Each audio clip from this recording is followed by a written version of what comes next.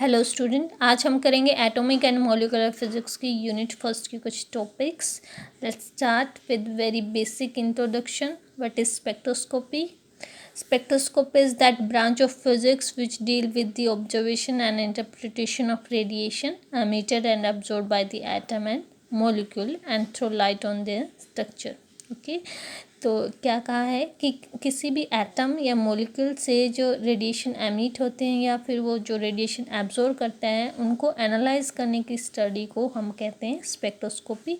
और इससे हमें इंफॉर्मेशन क्या मिलती है? It give information about the structure of atom. Okay, जो हमारे सिलेबस में जो स्पेक्ट्रोस्कोपी की ब्रांच है जिसको हमने स्टडी करना है वो है ऑप्टिकल स्पेक्ट्रोस्कोपी। ऑप्टिकल स्पेक्ट्रोस्कोपी में हम वैलेंस इलेक्ट्रॉन के अरेंजमेंट या फिर मोशन को स्टडी करते हैं। सबसे पहले स्पेक्ट्रोस्कोपिक वर्ड को ओरिजिनेट किया सर आइजैक न्यूटन ने। उन्होंने शो किया कि जब भी आपके प्रिज्म से वाइट लाइट पास करती हैं तो ब्लू लाइट ज़्यादा रिफ्रैक्ट करती है कंपेरेबल टू रेड। ये बहुत ही ब्यूटीफुल फिनोमिना है, dispersion of light through prism. सबने ऑब्जर्व भी किया हुआ है। तो आपने देखा होगा जो पैटर्न यहाँ पे बनता है वो इस तरह से बनता है। विव क्योर सबसे नीचे कलर रहता है आपका वॉयलेट रहता है और जो सबसे ऊपर कलर है वो रेड रहता है। तो ये जो आपका बैंड ऑफ कलर बन रहा है, इस बैंड ऑफ कलर को हम बोलते हैं स्पेक्ट्रम। एक वेल डिफाइंड डेफिनेशन हम देख लेते हैं कि स्पेक्ट्रम की क्या आती है। Spectrum is an array of entities as light wave और particle ordered in accordance with the magnitude of a common physical property as wavelength और मास। जैसे कि हमने यहाँ पे कॉमन फिजिकल प्रॉपर्टी वेवलेंथ को लिया है और वेवलेंथ के और मैग्नीट्यूड के अकॉर्डिंग इसको ऑर्डर में लगा दिया। जैसे कि रेड कलर की वेवलेंथ सबसे ज़्यादा होती है, वॉयलेट कलर की वेवलेंथ कम होती है। तो उनके वेवलेंथ के मैग्नीट्यूड के अकॉर्डिंग हमने ऑर्डर में लगा दिया है। ये जो बैंड हमारा बन रहा है इस बैंड को हम क्या कह रहे हैं? स्पेक्ट्रम कह रहे हैं। स्पेक्ट्रोस्कोपी जब आपने पढ़ी होगी तो आपने देखा होगा कि वहाँ पे एक नई टर्म इंट्रोड्यूस हो जाती है, वेव नंबर। अब तक आपने वेवलेंथ के बारे में पढ़ा होगा, फ्रीक्वेंसी के बारे में पढ़ा होगा, लेकिन जब आप स्पेक्ट्रोस्कोपी पढ़ते हैं तो आप एक नई टर्म को स्टडी करते हैं, वेव नंबर। डेफिनेशन क्या आती है? It is the reciprocal of wavelength in vacuum. Wavelength in vacuum, ये बात ध्यान में रखना है। कई बार न्यूमेरिकल में वेवलेंथ इन मीडियम दिया हुआ होता है और हम डायरेक्ट उसका रेसिप्रोकल कर देते हैं।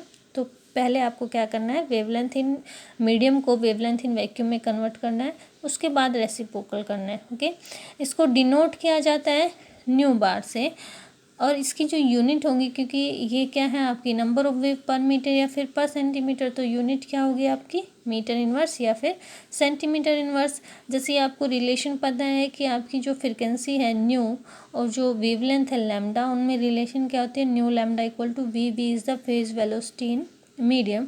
जो इलेक्ट्रोमैग्नेटिक रेडिएशन है उसकी फेज वेलोसिटी है, वी से रिप्रेजेंट करते हैं। अगर उस मीडियम का रिफ्रैक्टिव इंडेक्स म्यू है तो वी आपका क्या होगा? सी बाय म्यू के इक्वल होगा।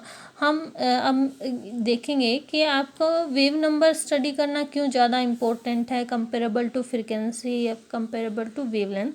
तो आपने देखा होगा जब भी आपकी इलेक्ट्रोमैग्नेटिक रेडिएशन एक मीडियम से दूसरे मीडियम में जाती है तो आपकी फ्रिक्वेंसी जो है वो चेंज नहीं करती, जबकि आपकी वेवलेंथ चेंज हो जाती है। It means frequency is more fundamental then wavelength. It means हमें फ्रिक्वेंसी को स्टडी करना चाहिए। बावजूद इसके हम किसको स्टडी करते हैं? वेव नंबर को स्टडी करते हैं। क्यों? आइए इसका रीज़न देखते हैं।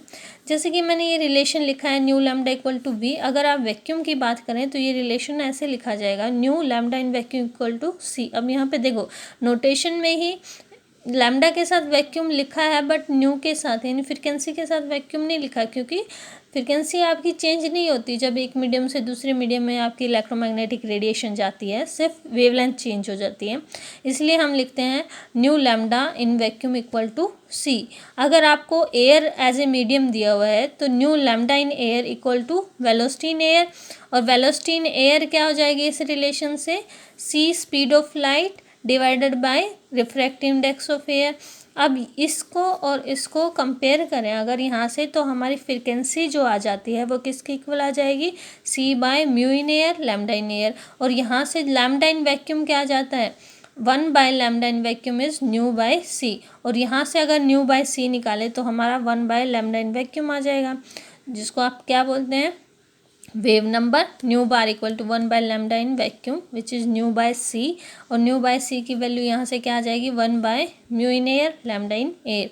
अब यहाँ पे देखिए हमने कोई मिड रेंज की वेवलेंथ यहाँ पे ले लिए 6000 एंगस्ट्रॉम। 6000 एंगस्ट्रॉम के लिए अगर आप फ्रिक्वेंसी निकालें सी बाय लैम्डा करके या फिर वेव नंबर निकालें तो दोनों की जो न्यूमेरिकल वैल्यू आती है, फ्रिक्वेंसी के लिए 5 × 10⁻14 हर्ट्स और वेव नंबर जो हमारा आता है 1.67 × 10⁻6 मीटर इनवर्स आता है। अब यहाँ पे देखिए फ्रिक्वेंसी जो आपकी न्यूमेरिकली आ रही है कंपेरेबल टू वेव नंबर बहुत लार्ज आ रही है, इसीलिए हम फ्रिक्वेंसी ना स्टडी करके क्या स्टडी करते हैं, वेव नंबर स्टडी करते हैं।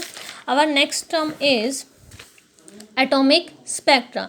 एटॉमिक स्पेक्ट्रा क्या आता है, when an atomic gas or vapor is excited say by any mean, जैसे मैंने यहाँ पे लिखा है say by passage of electric current through it, the emitted radiation after being dispersed by the stable spectrometer become concentrated at a number of discrete wavelength। यानी आपने क्या किया है, एक एटॉमिक गैस को एक्साइट किया है, वहाँ से किसी भी तरीके से जैसे कि इलेक्ट्रिक करंट पास करके वहाँ से जो रेडिएशन एमिट होती हैं वो डिस्पर्स होने के बाद कंसनट्रेटेड हो जाती है नंबर ऑफ डिस्क्रीट वेवलेंथ पे, और इन वेवलेंथ के कंपोनेंट को हम क्या कहते हैं, स्पेक्ट्रल लाइन। जैसे कि मैंने यहाँ पे एक स्पेक्ट्रम दिखाया है कि यहाँ पे एक वेवलेंथ कंपोनेंट यहाँ बन गया है, एक स्पेक्ट्रल लाइन यहाँ बन गई, यहाँ कंसनट्रेटेड हो गई, एक यहाँ हो गई है, एक यहाँ हो गई है।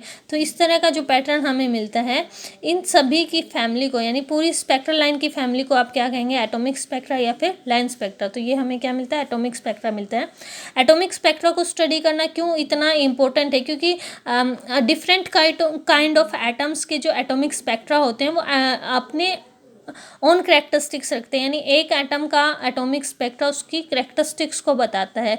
यानी ये जो एटॉमिक स्पेक्ट्रा है एक यूज़फुल टूल बन जाता है केमिकल एनालिसिस के लिए, किसी भी अननोन सब्सटेंस के केमिकल एनालिसिस के लिए जो एटॉमिक स्पेक्ट्रा वो यूज़फुल टूल बन जाता है। इसके करेक्टरिस्टिक्स फीचर क्या हैं स्पेक्ट्रा के, कि आपकी जो यहाँ पे देखिए जो इंटेंसिटी है, जब आप हायर वेवलेंथ से लोअर वेवलेंथ की तरफ जाते हैं तो इंटेंसिटी ग्रेजुअली डिक्रीज करती जाती है, और साथ में जो सेपरेशन है between two wavelength component between two spectral line वो भी क्या हो जाता है, आपका डिक्रीज करता जाता है।